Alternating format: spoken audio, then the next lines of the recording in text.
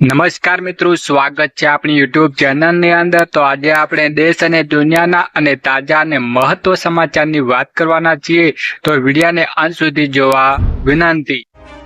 સૌપ્રથમ સમાચારની વાત કરીએ કે સીએમએ બજેટને લઈને આભાર માન્યો। રાજ્યના સીએમએ ભૂપેન્દ્ર પટેલે બજેટને લઈને મોદીજીનો નાણામંત્રીનો આભાર માન્યો છે। તેઓએ એક્સ પર લખ્યું હતું કે આ બજેટ 3 કર્તવ્યો પર ચોક આપવા બજેટ છે। તેમાં જીવન એટલે કે ગરીબ, યુવાન, અન્નદાતા અને નારી શક્તિ તથા દિવ્યાંગના પોલીસને મજબૂત થશે। આ 3 કર્તવ્યોને સમાજને, બંધારણીય ક્ષેત્રોને, દરેક વર્ગને સૌના સાથ, સૌના વિકાસના મંત્રથી આવરી લેવામાં ખૂબ જ સરાહનીય અભિગમ રાખવામાં આવ્યો છે।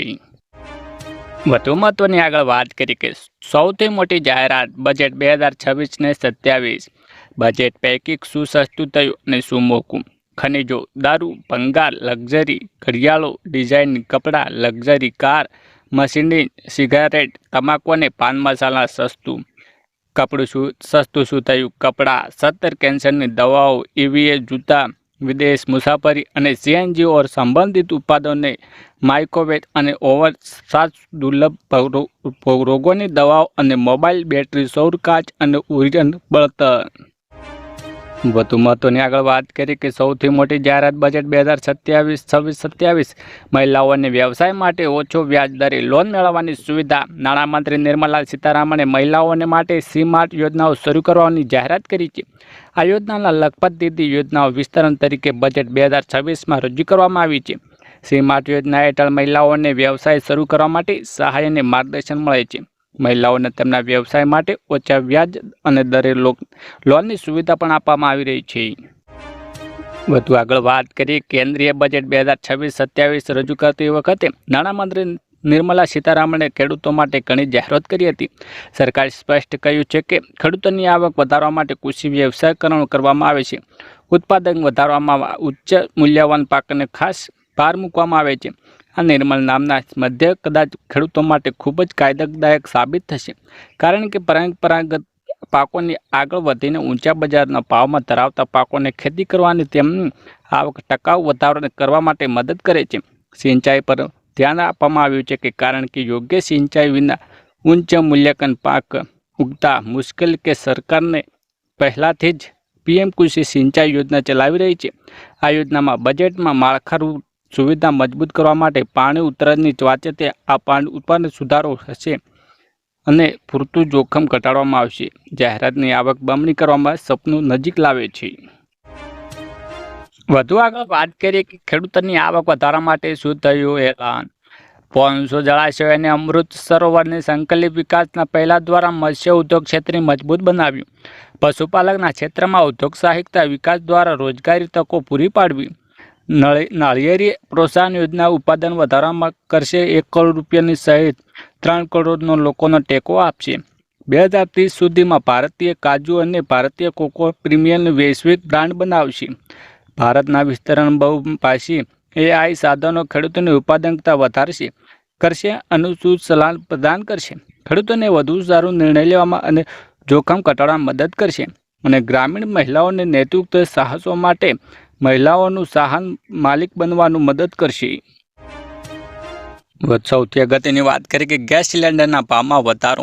આજે બજેટ રજૂ થયા પહેલા સરકારે કોમર્શિયલ એલપીજી સિલિન્ડરના ભાવમાં 50 રૂપિયાનો વધારો કરીને ઝટકો આપ્યો છે। 19 કિલોવાળા કોમર્શિયલ સિલિન્ડરની કિંમત હવે દિલ્હીમાં વધીને 1740 અને 50 પૈસા થઈ ગયા છે। જો રાહતની વાત એ છે કે 14 કેજીવાળા ઘરેલું ગેસના ભાવમાં કોઈ ફેરફાર કરવામાં આવ્યો નથી। નવા દરોમાં આજે જ લાગુ થઈ ગયા છે અને સીધી અસર હોટલ અને રેસ્ટોરન્ટ પર બિલ પર પડી શકે છે। વધુ મહત્વની વાત કરી કે બજેટ 2026ની સાથે નવા નિયમો લાગુ। ફાસ્ટેગ, કેવાયસી અને વેરિફિકેશનની સિસ્ટમ। નેશનલ હાઈવે પર મુસાફરી કરનારાઓ માટે ફાસ્ટેગના નિયમો ફેરફાર કરવામાં આવ્યો છે। 1 ફેબ્રુઆરીથી સક્રિય ફાસ્ટેગ માટે વારંવાર કેવાયસી કરવાની જરૂર રહેશે નહીં। જોકે બેંકો હવે ફાસ્ટેગને એક્ટિવ કરવા પહેલાં વાહન ડેટાબેઝ સાથે વિગતો મેચ કરીને સઘન તપાસ કરશે। આ નવી પ્રક્રિયાની ઓનલાઈન ફ્રોડ અને ખોટી વિગતો પર લગામ લગાવી શકશે। વધુ મહત્વની વાત કરીએ કે જમીન નોંધણી માટે આધાર કાર્ડ વેરિફિકેશન ફરજિયાત. મિલકતની ખરીદી વેચાણ પ્રક્રિયામાં પારદર્શિતા લાવવા માટે મોટો નિર્ણય લેવામાં આવ્યો છે. હવેથી જમીન કે મિલકતની નોંધણી સમય માત્ર ખરીદનાર અને વેચનાર જ નહીં પરંતુ સાક્ષીઓને પણ આધાર ચકાસણી ફરજિયાત રહેશે અને આ વેરિફિકેશન રજિસ્ટ્રાર ઓફિસ ખાતે સ્થળ પર રજિસ્ટ્રેશન કરવાનું રહેશે. વધુ આગળ વાત કરીએ કે ફાસ્ટેગ વપરાશકર્તાઓ માટે ફેરફારો. ચોથો ફેરફાર ફાસ્ટેગ વપરાશકર્તાઓને લાગુ પડે છે અને તેની સાથે સંકળાયેલા નિયમો પણ 1 ફેબ્રુઆરી 2026થી બદલાશે. National Highway Authority of India 1 ફેબ્રુઆરીથી કાર, જીપ અને વાન માટે ફાસ્ટેગ જારી કરવા માટે કેવાયસી ચકાસણી પ્રક્રિયા બંધ કરવાની જાહેરાત કરી છે, જે વપરાશકર્તાઓ માટે નોંધપાત્ર રાહત છે. આ નિયમ પર 1 ફેબ્રુઆરીથી અમલમાં આવશે. વધુ આગળ વાત કરીએ કે બેંકોમાં રજાઓ. જો તમારી પાસે આ મહિનો કોઈ તાત્કાલિક બેન્કિંગ કામ હોય તો ઘરેથી નીકળતા પહેલાં જ રજાઓની યાદી તપાસી લેવી. હકીકતમાં ભારતીય રિઝર્વ બેંક ઓફ વેબસાઇટ પર અપલોડ કરાયેલી યાદી અનુસાર 7 દિવસની સાપ્તાહિક રજા સહિત છત્રપતિ શિવાજી મહારાજ જયંતિ જેવા પ્રસંગો માટે આશરે 10 દિવસની રજાઓ જાહેર કરવામાં આવે છે. નોંધપાત્ર રીતે ફેબ્રુઆરીની શરૂઆત રજાઓ થઈ રહી છે. સૌથી અગત્યની વાત કરીએ કે ખેડૂતોને મળશે મોટી રાહત. કેન્દ્રીય બજેટ રજૂ થવાની નાણામંત્રી નિર્મલા સીતારમણે આજે લોકસભામાં નાણાકીય વર્ષ 2026-27નું બજેટ રજૂ કરશે. કેન્દ્ર સરકારના બજેટ પર ખેડૂતોની ખાસ નજર રહેલી છે. સતત વધી રહેલા ખર્ચ અને મોંઘવારીની વચ્ચે ખેડૂતોની સરકાર પાસે રાહતની આશા કરી રહી છે. ખેડૂતો સરકાર પાસે પ્રધાનમંત્રી કિસાન સન્માન નિધિ યોજના હેઠળ મળતી સહાયમાં વધવાની આશા કરી રહી છે. હાલ આ યોજનાને વાર્ષિક 6,000 રૂપિયાની સહાય મળે છે, પરંતુ વર્તમાન સમયમાં આ રકમ ખેડૂતોને ઓછી લાગી રહી છે. તેથી બજેટ આશા કરવામાં આવી રહી છે કે આ રકમ વધારીને 1 લાખ રૂપિયા કરવાની જાહેરાત કરી છે. વધુ આગળ વાત કરીએ કે યુરિયા ખાતર ખરીદવા માટે ફરજિયાત હશે ફાર્મર આઈડી. દેશભરમાં ખેડૂતો માટે ખાતર ખરીદવા અંગે મહત્વના સમાચાર આવ્યા છે. કેન્દ્ર સરકાર હવે યુરિયા સહિતના ખાતરો વેચાણને સંપૂર્ણ રીતે વ્યવસ્થિત પારદર્શિતા બનાવવા તરફ મોટું પગલું ભરાઈ રહ્યું છે. જે અંતર્ગત જો ખેડૂતો ભવિષ્ય ખાતરની ખરીદી કરી છે તો તેમની પાસે ડિજિટલ ફાર્મર આઈડી ફરજિયાત કરવામાં આવી રહી છે. આ એક યુનિટ આઈડી જેનો ઉપયોગ પીએમ કિસાન યોજનાઓ સાથે સંબંધ સરકારી સ્કીમ માટે ફરજિયાત કરી છે. જણાવી દઈએ કે સરકારે આ નિર્ણય કેટલા માટે લીધો છે. ખાતર પર મળનારી સબસિડી લાભ વાસ્તવિક ખેડૂત સુધી પહોંચે અને કોઈ પણ ફ્રોડ કે પણ રોક લગાવી શકાય.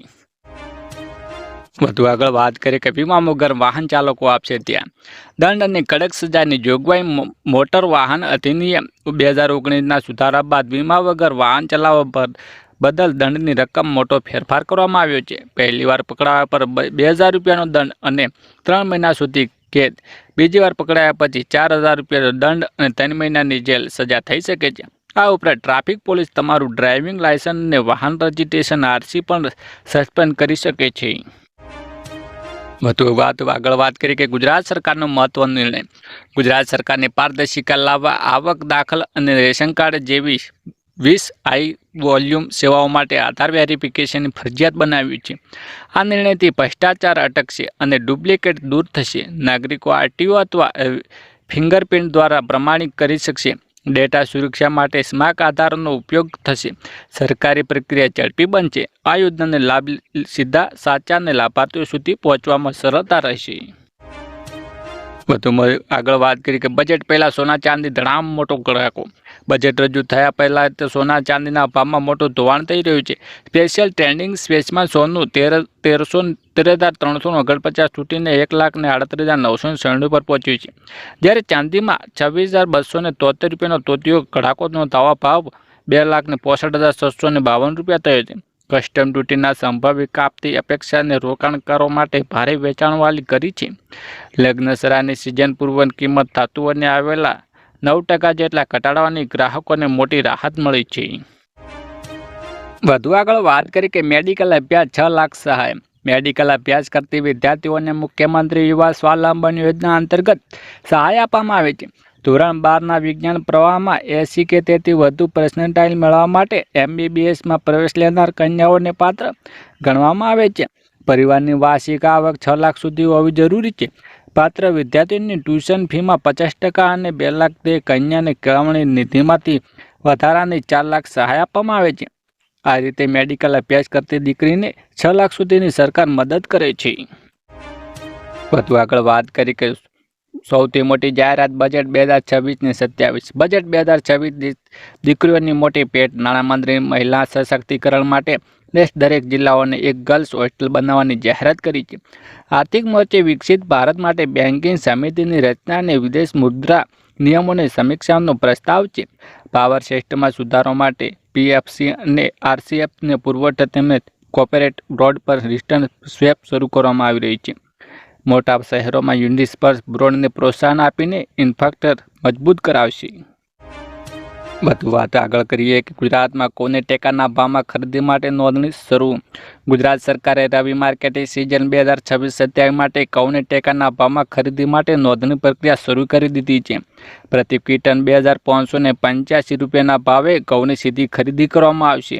ટેકાના ભાવે ઘઉં વેચવા ઈચ્છતા ખેડૂતોને 1 માર્ચ 2026 સુધી સ્થાનિક ગ્રામ પંચાયત ખાતે વીસીઈ મારફતે ઓનલાઈન નોંધણી કરાવવાની ફરજિયાત છે. વધુ આગળ વાત કરીએ કે બજેટ 2026ની મોટી જાહેરાતો. 1. આત્મનિર્ભર માટે 2,000 કરોડની ફાળવણી. મહાત્મા ગાંધી હેન્ડ લોન યોજના શરૂ કરશે. મેગા ટેક્સટાઇલ પાર્ક ઊભા કરાશે. મહાત્મા ગાંધી ગ્રામ સ્વરાજ્ય શરૂ કરશે. 200 વારસાઓની કાયમ કલ્પનાની 1,000 વધુ ક્લિનિક સાઇન તૈયાર કરાશે. ટીચર 2 ની ટીચર 3 શહેર વિકાસ કરાશે. માળખાકીય સુવિધાઓ માટે 12.2 લાખ કરોડની વધુ ફાળવણી કરાવશે. વધુ આગળ વાત કરીએ કે બજેટ 2026ની મોટી જાહેરાતો. 2. એમએસએમઈ પ્રોત્સાહન કરવા માટે 10,000 કરોડની ફાળવણી. ગ્લોબલ બોય ફાર્મા સેક્ટર માટે 10,000 કરોડની ફાળવણી. વારાણસી અને પટનામાં જળાનો સમાવેશ કામ માટે સેન્ટર બનાવવાની. દરિયાઈ વિમાનનું ભારતમાં નિર્માણ કરાશે. દેશમાં 5 વર્ષમાં 20 નવા જળમાર્ગો શરૂ કરાશે. રાજ્યોમાં અર્થ મિનરલ માર્કેટિંગ કોરિડોર બનશે. છેલ્લે મહત્વની વાત કરીએ કે જમીન ખરીદવા માટે 4 લાખ સુધીની સહાય. ગુજરાતે કૃષિ પ્રધાનમંત્રી રાજ્યને અને રાજ્ય સરકારે ખેડૂતોની આવક બમણી કરવા માટે તેમને આર્થિક રીતે મજબૂત કરવા માટે પ્રતિબંધ વર્ષ 2026માં સરકાર દ્વારા એક અગત્ય મહત્વાકાંક્ષી યોજના જમીન ખરીદવા માટે સહાય અમલમાં મૂકવામાં આવી રહી છે. આ યોજનાને ખાસ કરીને એવા ખેતમજૂરો અને નાના ખેડૂતો માટે જે પોતાની માલિકીની જમીન ધરાવતા માગે છે. લેખમાં અને તેમની આ યોજનાને પાત્રમાં લાભ અને અરજી પ્રક્રિયા વિશે વિગતવાર જણાવીશું. આ યોજનાને મુખ્ય હેતુ રાજ્ય અનુસૂચિત જાતિના અને નબળા વર્ગના ખેડૂતોને રાજ્ય સરકાર જેમની પાસે ખેતીલાયક જમીન નથી અથવા અગત્ય જમીનની ચકાસ સરકાર માને છે. જો ખેડૂતો પાસેથી પોતાની જમીન હશે તો વધુ સારી રીતે ખેતી કરશે અને આત્મનિર્ભર બનશે. તો આ યોજના દ્વારા ખેતમજૂરોને જમીન માલિક બનવા માટે પ્રયત્ન કરવામાં આવ્યો છે.